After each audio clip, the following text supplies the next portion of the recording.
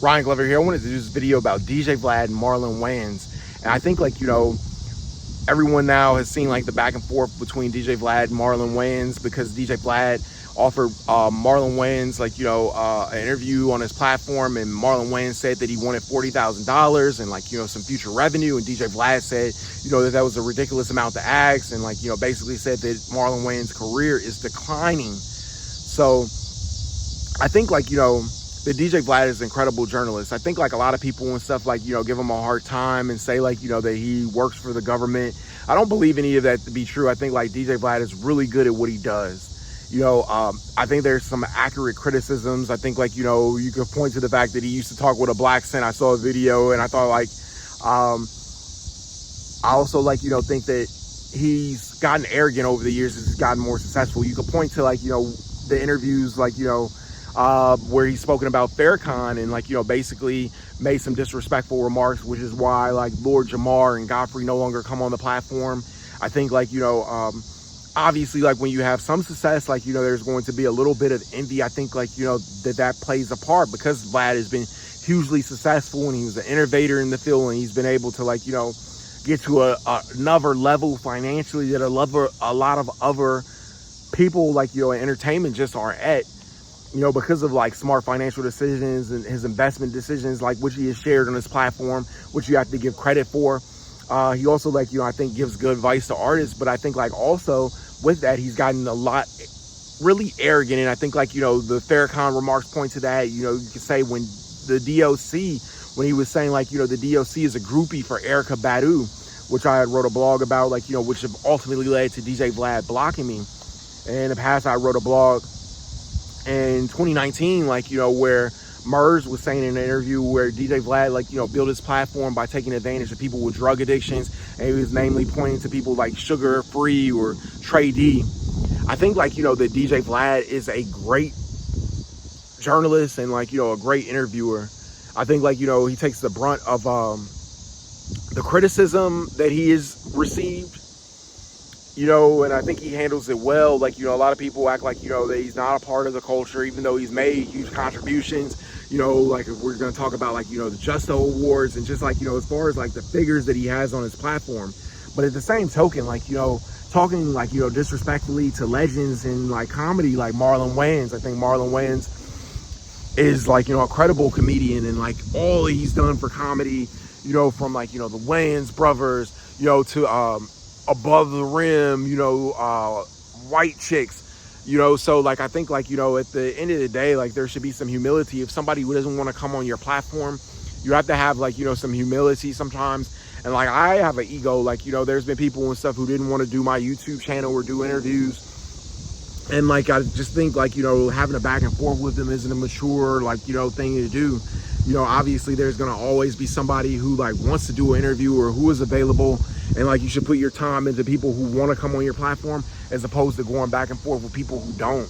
At the end of the day, I think Marlon Wayans has a right to request what he feels he's worth. If he feels that he's worth $40,000 in future revenue, particularly from DJ Vlad has the money probably to pay that interview, but he doesn't feel that it's worth it. Maybe DJ Vlad feels that that's unprofessional. But at the end of the day, if somebody doesn't want to come on your platform, you don't have to air it out. You don't have to make it a grievance on social media. At the end of the day, people have free will. No one has to come on your platform. And I think, we have a choice, as far as where we put our time and who we work with, who we interview. And I think Vlad has to respect that, and I understand that he's built himself to a certain level where he feels that anybody would be welcome on his platform. Obviously he's doing big things, he just interviewed the governor Wes Moore of Maryland, and he's interviewing different athletes and entertainers, and he no longer has adult film stars, and it's something a level of success that I aspire to in media. And I think DJ Vlad though, he has to be a little bit more humble. I think sometimes and stuff and everything, because people have success, they lose sight of how it was they got there. And I think that just because he is successful doesn't mean that he has to be a dick. And I think like, you know, sometimes and stuff like some of his comments come off that way. Like, you know, where he is arrogant and he feels like, you know, basically if like people don't want to come on his platform, it's F them. And like, you know, he's going to air them out or say disrespectful remarks. And like, you know, I just think like, you know, it doesn't have to be that way just because like, you know, someone doesn't like, you know, want to come on your platform. You shouldn't take it personal. And like, you know, it may be hard to say like, you know, but you don't know what people are going through in their personal life. And, you know, you don't know like, you know, necessarily like, you know, maybe like people really felt like they need like, you know, that amount of money, like, you know, as far as like to invest in going on your platform, depending on what you may ask, like, especially the style of interviews that he did, like, you know, what he may uncover. But like, I think like Marlon Wayans is like, you know, an incredible interviewer. Like, you know, be great to have him on my platform. I would love to interview Marlon Wayans. If I had $40,000, I'd definitely give it to him.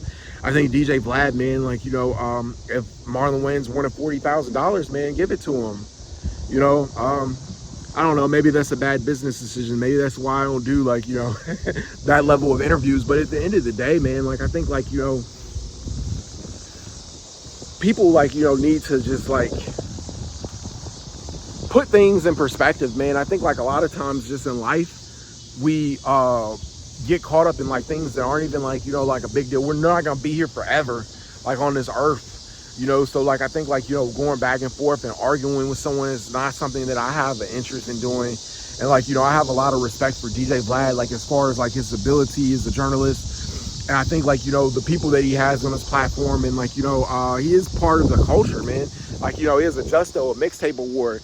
You know, he like has put in his work for years, and like, you know, a lot of the artists and stuff, everything that he interviews on his platform early on, you know, have gone on to do bigger things. And like, I enjoy watching his content and like, you know, like give that man his flowers, like while he's still here.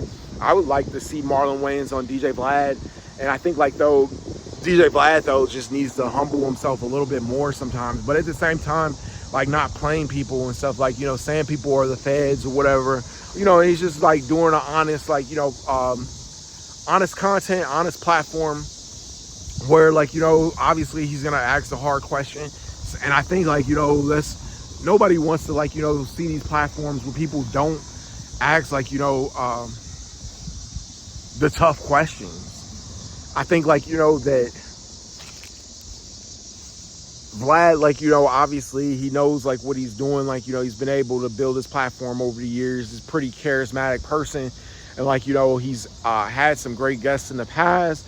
And like, you know, it seems like, you know, the hip hop at times is turning on him. But like, you know, I think he'll be here for a while because his platform's so huge.